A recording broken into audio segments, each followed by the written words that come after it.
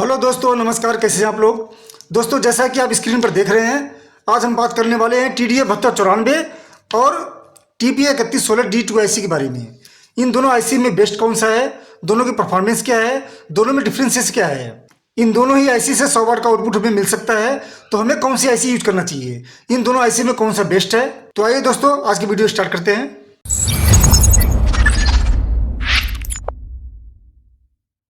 दोस्तों, सबसे पहले बात करते हैं TDA 7294 के बारे में। दोस्तों, हालांकि इस IC के ऊपर मैंने पहले भी एक वीडियो बना रखा है। उस वीडियो में बहुत ही विस्तार से इसके बारे में मैंने बता रखा है। इसका गेन कैसे बढ़ सकता है, कितने वोल्ट पे चल सकता है, कितना आउटपुट आप ले सकते हैं, टोटली जानकारी इस वीडियो के ऊपर है। आप चाहे तो मेरे चैनल पर जाकर देख सकते हैं। आज मैं सिर्फ ये बताऊंगा इन दोनों को डिफरेंसेस क्या है। तो स्टार्ट करते हैं TDA 7294 से। TDA 7294 इसका जो टोटल आउटपुट है वो 100 वाट का होता है, 100 वाट। और हमारी दूसरी IC है TPA 3116D2।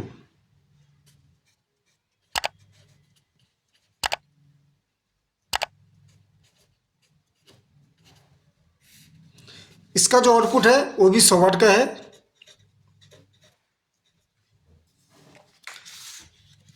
अब हमें इन दोनों में से कौन सी IC को यूज करना चाहिए, कौन सी IC हमारे लिए बेस्ट है, आज इसी के ऊपर हम बात करेंगे। सबसे पहले TDA 7294 के बारे में बताता हूँ।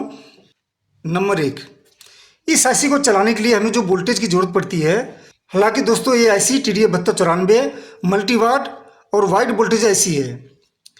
और TPA 3116D2 ये भी मल्टीवाट IC है। इसका भी वोल्टेज बहुत वाइड है। अब वाइड का क्या मतलब है, यानी कि मिनिमम टू मैक्सिमम वोल्टेज की जो रेंज होती है वो कुछ ज़्यादा होती है।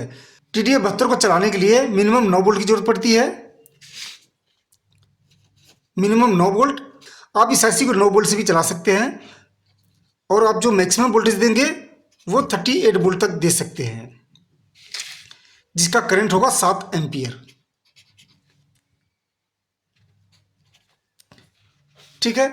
इस IC को ऑपरेट करने के लिए 9 वोल्ट से लेकर 38 वोल्ट देना होता है।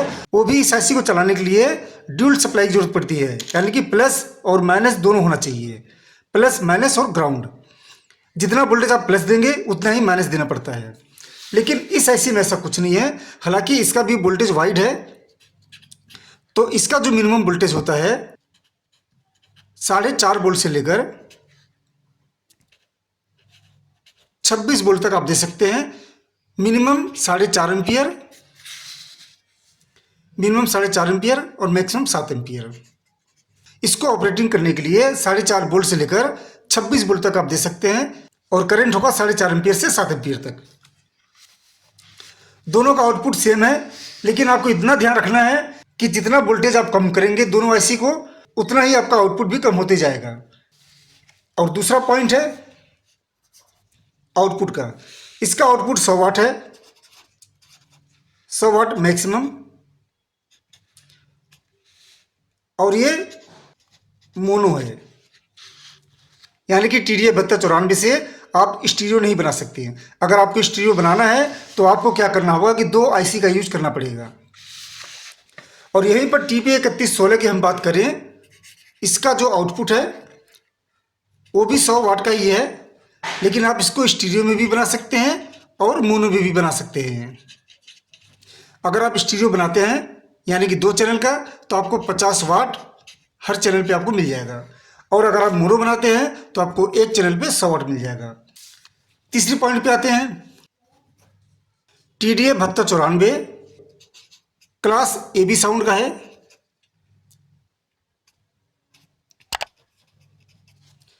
और TPA 3116 इसका क्लास D है।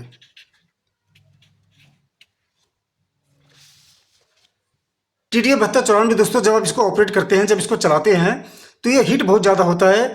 इसके लिए हमें एक बड़ी हीटसिंक की जरूरत पड़ती है, वरना ये ऐसी नहीं चलेगी, ये जल जाती है। इसके अंदर ये नेगेटिव पॉइंट्स है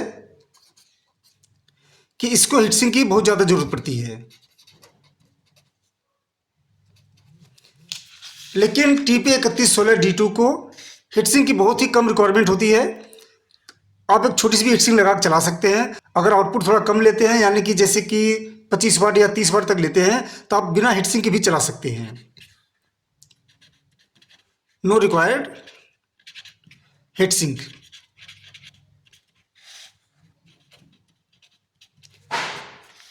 3116 को चलाने के लिए हीटसिंक की जरूरत नहीं पड़ती, और अगर आप लगाना चाहें तो इसके ऊपर छोटी सी हीटसिंक लगा सकते हैं। अब आते हैं अगले पॉइंट्स की तरफ। TDA 7294 में म्यूट फंक्शन है और TP 3116 में भी म्यूट फंक्शन है। म्यूट और स्टैंड बाई में दोनों कर दे रहा हूं।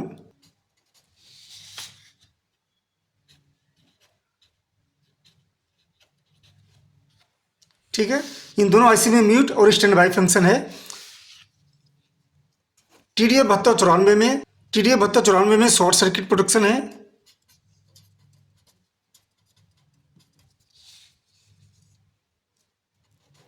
थर्मल प्रोटेक्शन है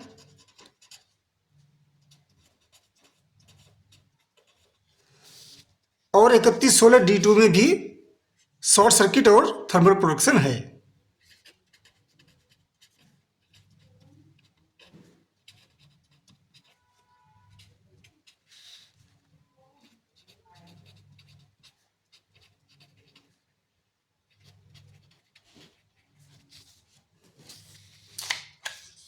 इस मामले में ये दोनों आईसी सेम है।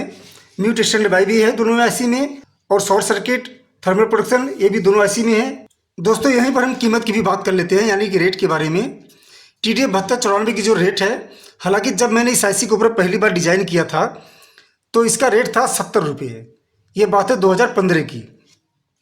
लेकिन आज के समय में इस आईसी का रेट बहुत ज़्यादा हो चुका है। 150 रुपये से लेकर 180 रुपये तक ये आईसी मिल जाती है हमें। और TP 3116 D2 इस आईसी का रेट 30 रुपये से लेकर 65 रुपये तक है। TDA 7294 को ये 8वां पॉइंट है। TDA 7294 सिर्फ AC वोल्टेज पे काम करेगा, लेकिन TP 3116 आप इसको DC पे चला सकते हैं। मेरा AC और DC का कहने का मतलब ये है, ऐसा नहीं कि आप AC कहने का मतलब ये हो गया कि आप डायरेक्ट AC पे चला दिए।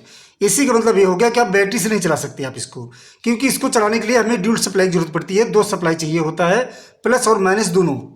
लेकिन इस आईसी को चलाने के लिए प्लस माइनस की जरूरत नहीं पड़ती, सिर्फ प्लस की जरूरत पड़ती है, प्लस और ग्राउंड।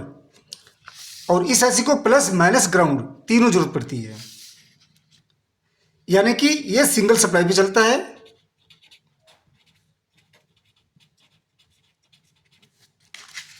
और TDA 7294 डबल सप्लाई भी चलता है।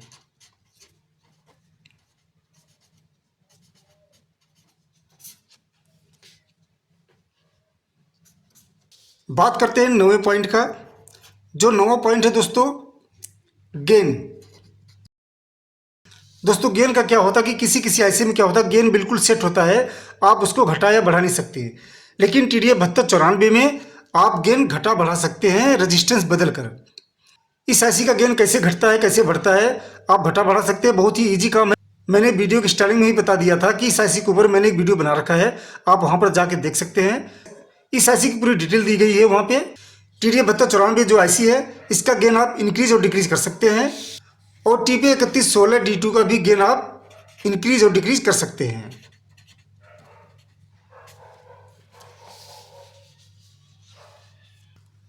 अब बात करते हैं पॉइंट नंबर 10 की। TDA 7294 में स्पीकर के ऊपर हमें ग्लोबल नेटवर्क की जरूरत नहीं पड़ती, नो रिक्वायर्ड ग्लोबल नेटवर्क।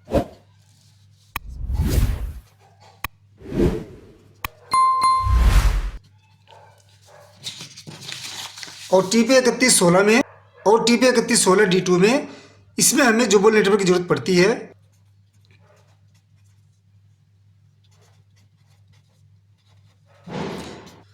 अगर किसी भाई को ग्लोबल नेटवर्क नहीं पता क्या होता है तो मैं आपको बता दूं, स्पीकर के पॉइंट पर कुछ कॉइल आप देखेंगे लगा होगा, कुछ इस टाइप का।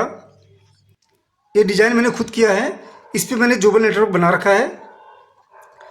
ये कॉइल भी है और कुछ PF से मैंने इसको ग्राउंड कर रखा है, जैसा कि ग्लोबल नेटवर्क होता है। अगर आप गूगल पे सर्च करेंगे तो आपको मिल जाएगा। ग्लोबल नेटवर्क क्या होता है आप गूगल पे सर्च करेंगे तो आपको दिख जाएगा। तो दोस्तों इन दोनों आईसी के बारे में ये 10 पॉइंट मैंने आपको बता दिया।